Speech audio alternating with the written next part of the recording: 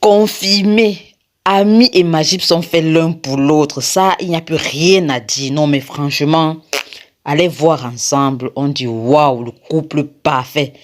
Mais le diable rôde, oui, il rôde. Aïda et Malika sont dans les parages. Et dommage pour Alioune qui ne sera que le dégât collatéral.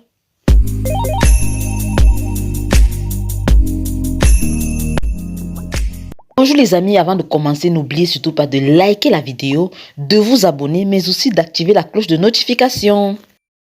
Maï n'a pas perdu le temps. À peine Kadé lui a dit que comme ça, comme tu vois, Lamine n'a plus de boulot, il a démissionné, elle est directement allée confronter Lamine. Et Lamine qui lui avoue, tout pleurnichard là. Et elle qui lui dit, je ne voudrais plus que ça se répète, qui est de secret entre nous. Mais bon sang, je suis ta femme, je ne suis pas ton ami. Mais qu'est-ce que tu crois? Et Lamine qui lui dit, non, il n'y aura plus de secret entre nous. Mais Lamine, combien de secrets as-tu? Entre Lisa qui est comme si, l'argent que tu utilises, qu'est-ce qui se passe? Cet homme-là, ces gens-là qui te menacent pour de l'argent, c'est quoi le souci? Dans quoi t'es-tu fourré sincèrement? Dans quoi t'es-tu fourré? Non mais Lamine, c'est quoi cette histoire que l'argent de ta dot et de l'organisation de ton mariage, tu ne l'aurais pas pris, emprunté à la banque, mais à des tiers et qui te menacent à ça maintenant? Mais on a envie de se poser la question, mais qu'est-ce que tu fais avec ton argent? Mais qu'est-ce que... C'est quelle histoire ça? Franchement, il faudrait que la réalisation de Marodi nous dise concrètement c'est quoi le problème de Lamine par rapport à la gestion financière. Parce que Lamine là, c'est zéro quoi. C'est zéro. Et même ses parents ne sont pas au courant. Vous vous rendez compte? Et voilà que ces gens-là qui le menacent ont mis un processus de dénonciation, si on peut appeler ça comme ça. Parce que oui, on va mettre Lamine à nu. Vu qu'il n'a pas pu rembourser la totalité de l'argent qu'il devait, eh bien, une petite punition lui est infligée. Et voilà ce que ça donne. On vient déjà annoncer aux parents là que leur maison qui a sûrement été hypothéqué par Lamine, et oui, les huissiers viennent le récupérer. On se demande bien comment son père va réagir à ça. Il aura sûrement une crise cardiaque. Ah là, c'est sûr, hein. Lisa finalement a une conversation de mère à fille avec sa maman. Oui, et sa maman lui conseille de laisser Lamine de côté. Franchement, cette affaire d'adultère, il faut qu'elle laisse ça. Et Lisa lui a dit, non maman, sache qu'il n'y a plus rien entre Lamine et moi. C'est juste une bonne personne et qui essaye de me soutenir et qui m'a toujours aidé depuis que me fait des misères. Et la maman, elle, de retoquer, non, sache que en ce qui concerne Meudon, il ne te fera plus aucun mal. J'en prends la responsabilité. Seulement, moi, je me pose la question, mais pourquoi on ne peut pas dire carrément à une fille qui laisse le foyer là? Un homme qui t'a battu comme ça, qui sait que tu as été infidèle, tu crois qu'il va te laisser tranquille? Franchement, si Lisa n'est pas heureuse là-dedans, il faut qu'elle sorte. On doit apprendre parfois à nos filles, aux filles d'aujourd'hui, nos mamans bien entendu, parce qu'elles ont un autre concept du mariage, que quand ça ne va pas, si on n'aime plus la personne, on sort de là. Elle n'est pas obligée de sortir parce qu'elle va soi-disant se mettre avec Lamine ou quoi que ce soit. Non, elle peut sortir juste pour son bien à elle. Ou je me trompe les amis. Nous voici donc avec le couple de l'heure, oui, Majib et Ami Léa. Aka, les deux c'est là non, on monte, on descend, fait quoi, ils vont seulement finir ensemble. Maoji, ne nous faites même pas ça. Ne nous faites même pas que un autre, on veut les voir à la fin ensemble. Vous ne voyez pas vous-même comment ils dosent. Comme ça, Majib est venu rendre visite à Anna Eva et donc il est venu la prendre parce qu'il devait rentrer avec elle chez lui. C'était son tour de garde apparemment. Et Ami Léa qui est joue à la séductrice, elle lui a parlé, ils ont eu une petite conversation pendant que Anna Eva dormait encore et elle lui expliquait que comme tu vois, franchement, je voudrais qu'on arrête avec ça. Je suis même prête à enlever la plainte et patati patata. Franchement, pour le bien de Anna Eva, il faut que tout se passe bien, qu'on oublie nos engueulades là, nos querelles et qu'on essaye de faire des choses de façon positive pour Anna Eva. Oh, franchement, elle est beau moment de l'épisode 14 sinon. Aïe, aïe, aïe, aïe, aïe, aïe, l'alchimie qu'il y avait entre Majib et Ami Eva. C'était la mort mortuaire, je vous assure. Avec la pluie un peu en fond sonore là, non, le scénario était parfait. Un un scénario qui attire naturellement à l'amour. Qu'est-ce que vous croyez? Vous avez vu le rapprochement entre Amiléa et Majib là. Ah, les deux toutous, vous n'imaginez pas la suite.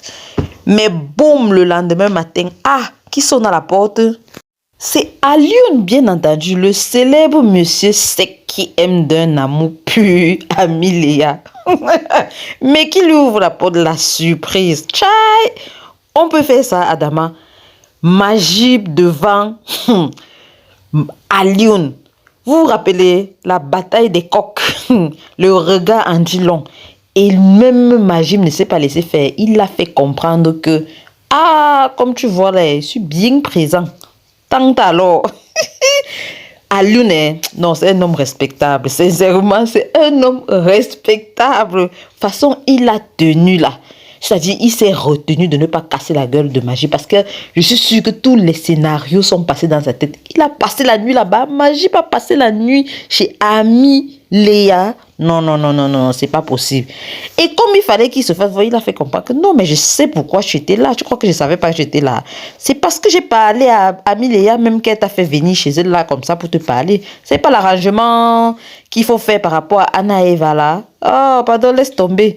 Et Majib aussi qui ne voulait pas laisser. Alors, ne parle pas trop parce que tu ne sais pas totalement ce qui s'est passé, mon frère. Non, le duel des paroles, non, c'était le haut niveau. Mais sincèrement, on a beau dire, oui, Majib et Amiléa, les tourtereaux. Mais on oublie que Alioune, en même temps, c'est lui qui est trompé, roulé dans la famine. Aïe, il passe vraiment pour un idiot, là. Surtout quand on sait que la veille, il est en train de défendre Amiléa face à sa famille, il a affronté sa famille pour elle. Et toute sa famille qui est là, que non, c'est une traînée, c'est une ceci, c'est une cela, tu ne dois pas l'épouser. Et lui qui dit que vous montez, vous descendez, je vais l'épouser. Imaginez-vous se retrouver comme ça dans la situation-là, sachant que Majib a passé la nuit là-bas. Vous croyez qu'est-ce qui lui est passé par la tête? D'ailleurs, il a dit à Amiléa que c'est, en tout cas, vous avez arrangé les problèmes. Donc, je pense que vous n'avez plus rien, n'abusez plus. Vous n'avez plus rien à vous dire concrètement. En gros, étant de lui dire que vous n'avez plus besoin de vous voir puisque vous avez réglé tout. En tout cas, ça c'est pour Alioune, monsieur Sec. Parce que quand Majib est sorti, là, c'est m'a dit je reviendrai. Comme pour faire comprendre à Alioune que ça ne va pas s'arrêter là. Je vais toujours la voir. On va toujours se voir. Affaire à suivre. En tout cas, Majib racontait donc à Boris, et Boris qui racontait d'abord ses déboires avec Ndeye Marie, parce que vous savez, Ndeye Marie, Boris a toujours été amoureux d'elle, il est son ami, mais elle ne le voit pas comme ça, et donc Boris se plaignait à Majib, là, oh, tu vois là, je sais pas comment je vais faire avec Ndeye Marie et tout, et par ricochet, Majib lui dit que comme tu vois là, moi-même, oh, j'ai moi dormi seulement chez Amiléa, hein.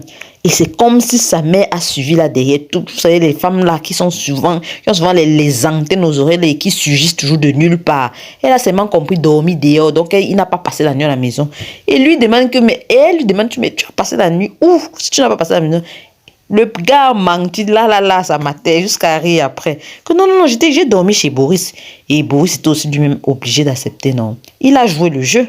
Vous savez, comme la mère de Majib, c'est quelqu'un de sensé, là. Elle est allée voir Malika. Elle lui a dit, ma fille, toi, là, c'est quoi la relation que tu as concrètement avec mon fils Majib? Et Malika a dit, non, c'est seulement mon ami, hein. C'est mon Dieu, c'est descendu. Non, il n'y a rien entre nous. Et elle dit, la mère dit, je connais vos affaires, là. Dis-moi la vérité, tu sais que moi, je suis cache. Donc, mieux, hein. Et selon moi, Aïda est en train de chercher quelqu'un, une alliée qui va combattre Amiléa. Mais chez moi, c'est même peur qu'elle dépasse Amiléa. Parce que façon, Malika a improvisé un scénario là. Même Aïda est restée comme ça, elle a dit, c'est comme ça que la fille c'est grave comme ça là. Puisque la maman lui a demandé, qu'est-ce que tu es prête pour l'amour que tu as pour mon fils, qu'est-ce que tu es prête à faire pour rester avec mon fils? La fille a directement démontré. Langa a improvisé une réception chez elle, invitation surprise. Là, qu'elle invite la famille de Majib chez eux, c'est-à-dire avec sa famille à elle. Vous imaginez, les rencontres comme ça, là, c'est déjà pour vous déposer les lignes de mariage et autres. En tout cas, ouais, ainsi. Toujours est-il que Aïda est restée bouche bée. Elle a dit, mais ça c'est une rivale de taille. Encore tout ça, est-ce qu'ils savent alors que Majib et Amiléa, là, ils sont sur la bonne voie, hein? Parce qu'après leur conversation, là, ils sont allés directement devant le juge et ils ont clarifié les choses. Ce que Amiléa avait dit là, c'était clair. Elle a dit, elle enlève la plainte. Et Magic était tellement étonné. Il a dit, donc l'affaire, c'était vrai, hein? Il a dit à son avocat que, ok, tu vas dire au juge aussi que moi, je demande la garde partagée. Le juge a dit, ok, vous êtes donc les bons parents. Allez donc bien mettre tout ça sur papier et vous revenez vers moi. Et je suis content de l'issue que cette affaire a prise. Même comme Oli, qui à l'occurrence ici, l'avocat de Majib, n'était pas très contente de la décision que Majib a prise. Oui, parce qu'on sait très bien qu'elle-même, elle est l'acolyte de sa mère et du coup, par ricochet, elle n'aime pas Ami Léa. Et oui. Du coup, elle insistait chaque fois pour être sûre que ce que Majib dit là, c'est vraiment ce qu'il veut. Et le gars dit, fais comme je te dis là. D'ailleurs, pour elle, quoi là-dedans? Est-ce que ça la concerne? Non, que je sache. Mais on ne l'on pas le conseil. Pendant que Boris est en train de chercher comment il va avouer son amour à Ndeye Marie est en train de réfléchir comment elle va résoudre son équation d'amour avec Charles. Oui, jusqu'à ce qu'elle en parle avec sa mère. C'est dit qu'un pas est devant. Ndeye Marie a avoué ses peurs à sa maman. Le fait que sa relation avec Majib n'ait pas fonctionné. Elle a peur de se remettre avec quelqu'un d'autre. Et sa mère a compris. Heureusement pour cette fois, la maman n'a pas bondi sur elle là que je ne veux pas entendre de choses là. Elle a été plus réceptive. Elle a écouté sa fille jusqu'à lui donner de très bons conseils.